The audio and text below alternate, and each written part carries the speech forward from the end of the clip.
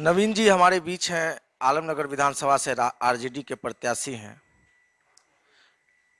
नवीन जी, आपका स्वागत है मधेपुरा टाइम्स में।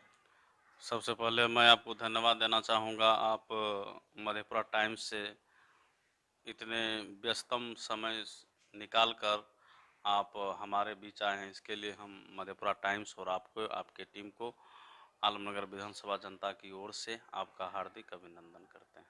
धन्यवाद। नवीन जी, आपसे कुछ सवाल हैं हमारे कि राजद ने आप पर भरोसा जताया है और आलमनगर के निवर्तमान विधायक इस क्षेत्र पर लगभग 25 वर्षों से उनका कब्जा है और लगातार जीतते आ रहे हैं। आप किस तरह से उनके वोट बैंक में सेंधमारी कर पाएंगे और कहां तक अपनी और वोटरों को आकर्षित कर पाएंगे? जहाँ तक आपका सवाल है कि वर्तमान माननीय मंत्री महोदय पिछले 6 बार से विजेता हैं और लगातार 25 वर्षों से उनका इस क्षेत्र पर आधिपत्य है। मैं आपको बता दूं, राजद जो मुझे पे विश्वास जताया है उसका एक ही कारण है। आदरणीय लालू जी हमारे राजद के जनक हैं और उनके विचारधारा एक सामाजिक न्याय की विचारधारा है और उसके विचारधारा से हम ओतप्रोत होके राजद ज्वाइन किए और राजद अभी के डेट में लालू जी सामाजिक न्याय की जो समाजों के बीच में जो खाई थी उसको पाटने का काम किया। उसके बाद लालू के लाल, बिहार के लाल, भावी मुख्यमंत्री भाई तेजस्वी जी उसमें एक कड़ी और जोड़ दिए। सामाजिक न्याय के साथ साथ आर्थिक न्याय की बात कर रहे हैं। जैसा कि मैं आपको बता दूं, हमारे भावी मुख्यमंत्री भाई तेजस्वी जी ने अपने मैनिफेस्टो में प्रथम वरीयता में बेरोजगारों को रोजगार और 10 लाख युवाओं को कैबिनेट की पहली मीटिंग में पहली पहली सियाई जो खर्च होगा बिहार के युवाओं का भविष्य को तय करने के लिए 10 लाख युवाओं को रोजगार देगा। इसलिए हम राजद ज्वाइन किए कि राजद जो है एक सामाजिक सरोकार की पार्टी है। इसमें भेदभाव नहीं, हिंदू मुस्लिम नहीं, सिख ईसाई, सब एक, हम सभी भारतवासी हैं, बिहार वासी हैं और ये संपूर्ण बिहार की बात करता है और सभी वर्गों की बात करता है। इसीलिए हम इस पार्टी में ज्वाइन किए और मैं आपको बता दूं दावे के साथ, ये जो 25 साल से जो यहाँ है, 25 साल की उनकी नाकामी के वजह से मुझे मैं कमज़ोर हूँ। कमज़ोर इस मायने में है कि जनता का जो स्नेह मुझे मिल रहा है सभी वर्गों का, कोई भी वर्ग नहीं है, कोई समीकरण काम नहीं कर रहा है, तो उनकी नाकामी से मुझे जनता हाथों हाथ ले रही है और मुझ में विश्वास कर रहे हैं। चूँकि मैं भी एक सामाजिक कार्यकर्ता हूँ और मेरा जीवन जो है सामाजिक कार्य में हमेशा बीतता आ रहा है। उसी कड़ी में लोगों को उम्मीद की एक किरण मुझ में दिख रही है।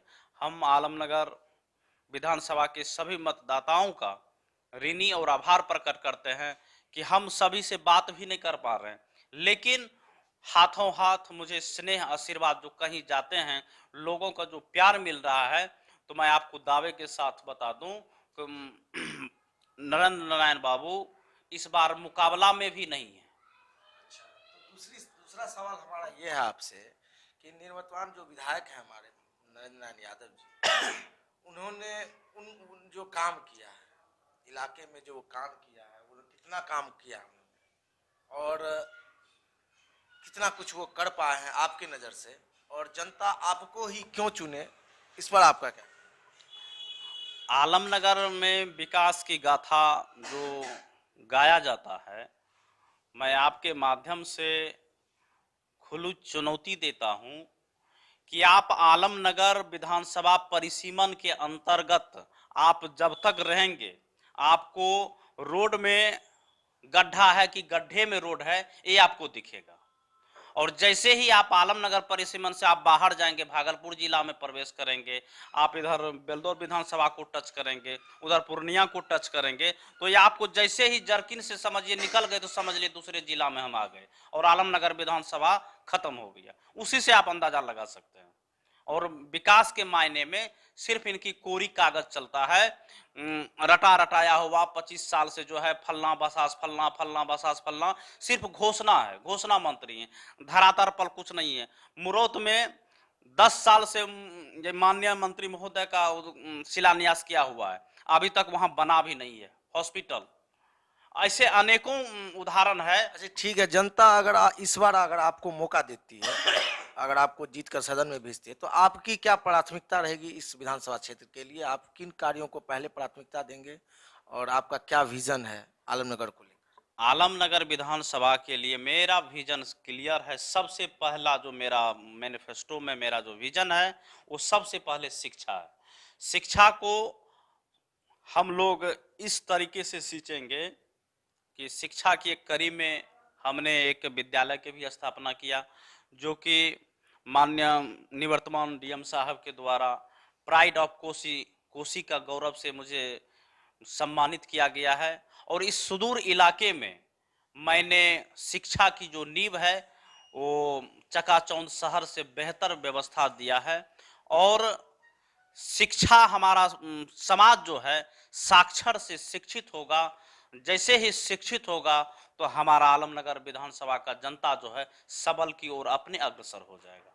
और दूसरी प्राथमिकता जो है, हमारे क्षेत्र में बाढ़ की समस्या, किसानों की समस्या।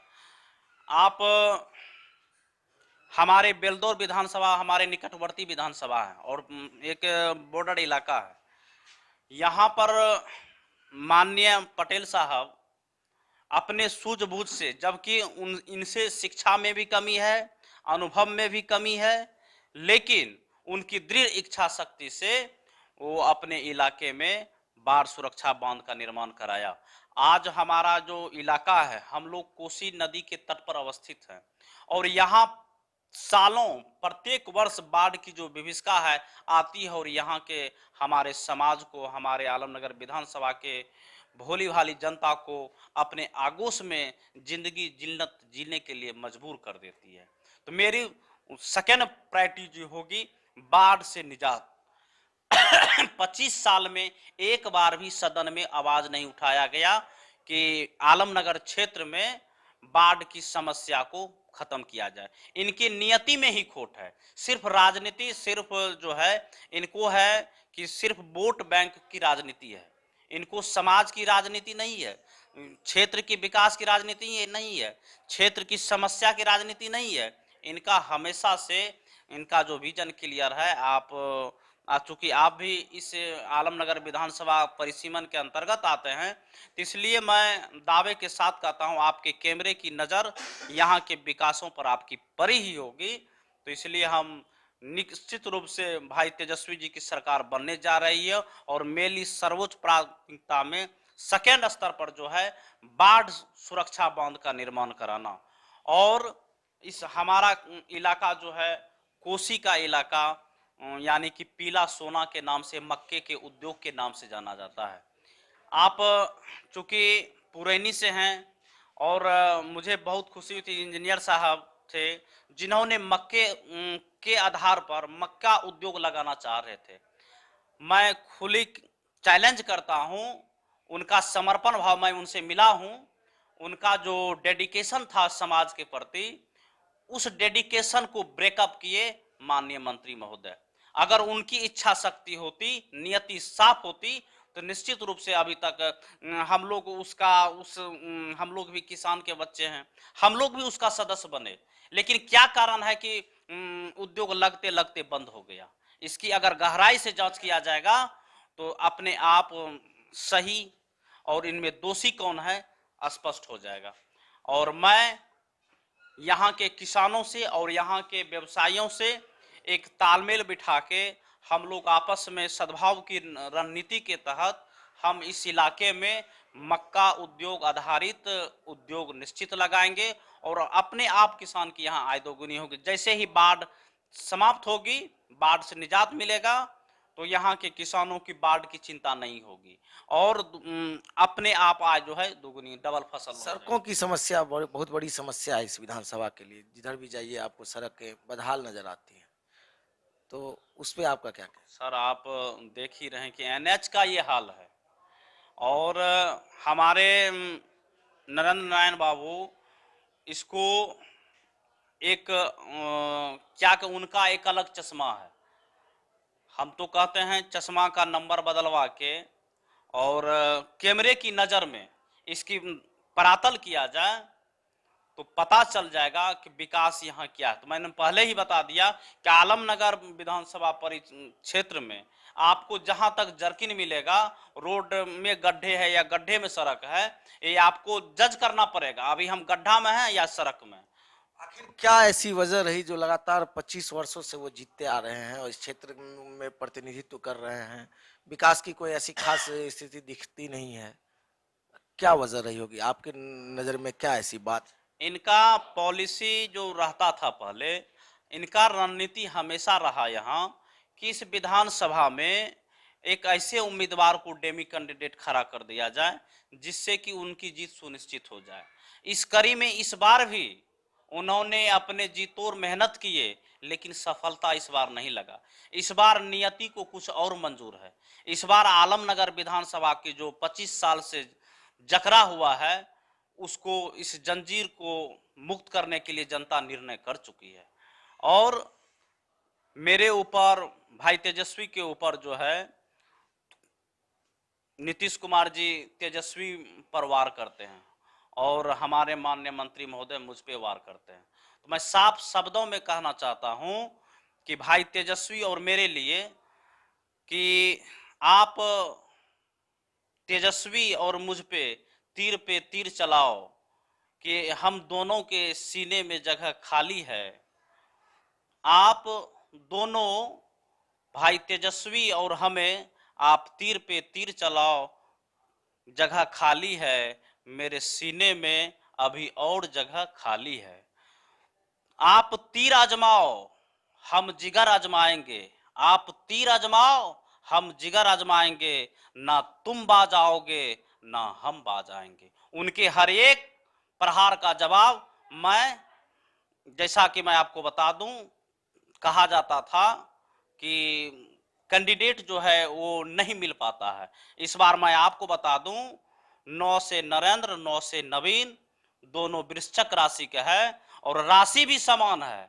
इसलिए इस बार जो है कहा जाता है डायमंड्स कट डायमंड, लोहे लोहे को ही काटता है इस बार। और जनता, मैं गलतफहमी में नहीं हूं, क्योंकि जनता का ही जो स्नेह मिल रहा है, जनता का ही जो प्यार है, उसके प्यार को देख के मैं अपने दावे के साथ कहता हूं कि इस बार की लड़ाई में माननीय मंत्री जी तीसरे स्थान पर रहेंगे। पढ़ते रहिए मधेपुरा टाइम्स, निडर, निर्भीक और निर्णायक।